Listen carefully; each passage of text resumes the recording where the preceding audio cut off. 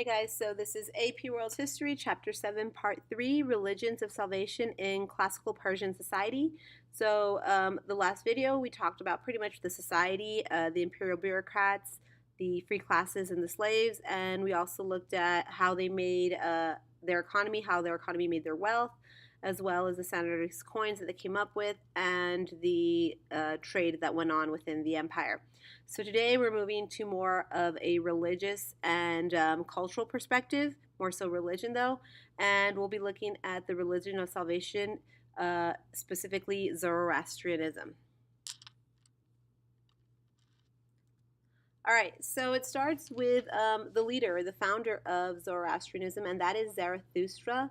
So he was a priest who became disenchanted with the traditional religion and bloody sacrifices. He felt, like this wasn't really a religion.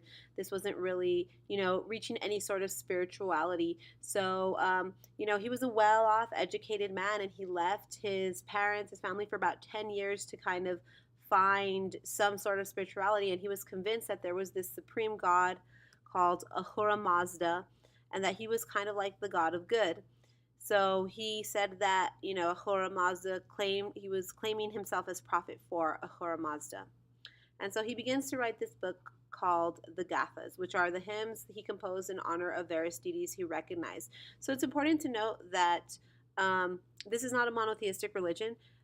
Zarathustra recognized 6 smaller deities, but Ahura Mazda was like the main good deity that existed.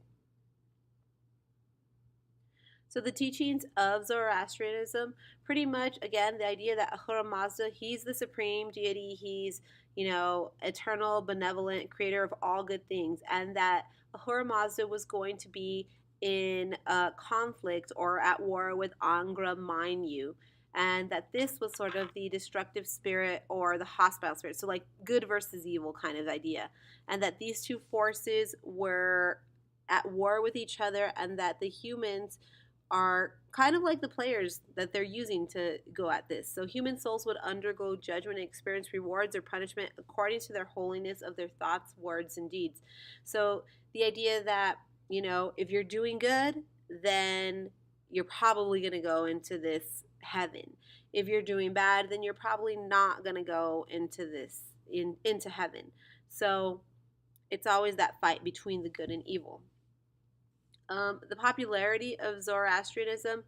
So one of the things that made it popular was that it didn't ask you to give up anything.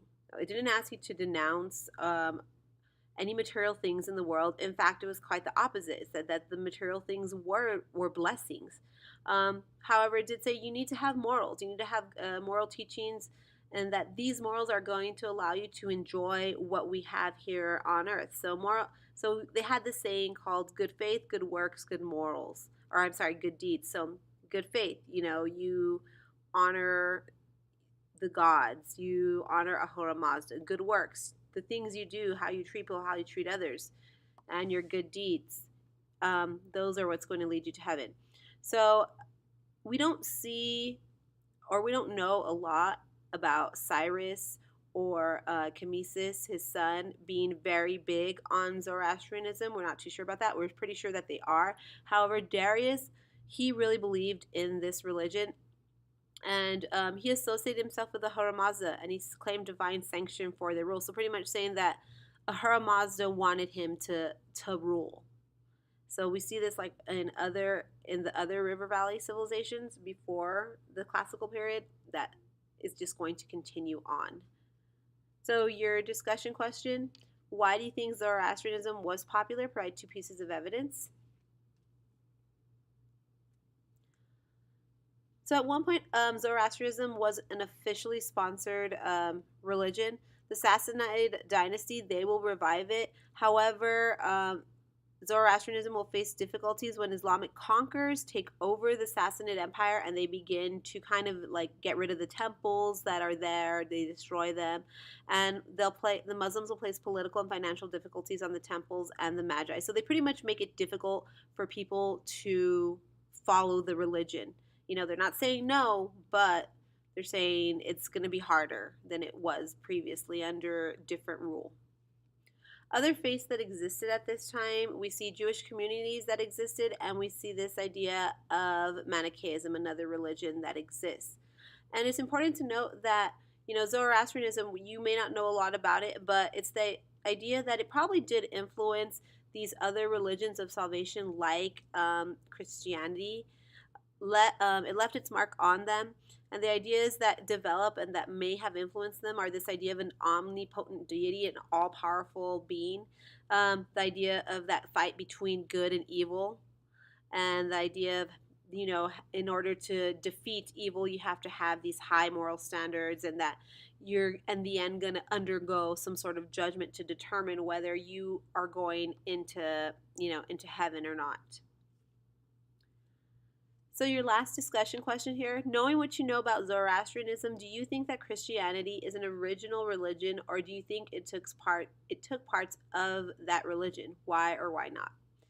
Okay, so your takeaways here are pretty much Zoroastrianism, what it was, that fight between good and evil, and how we as humans are the players in that fight.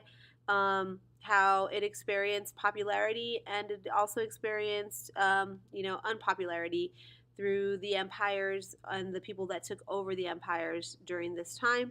And of course, the influence that it could possibly have played on other religions of salvation. So next week we will look at China. See you then.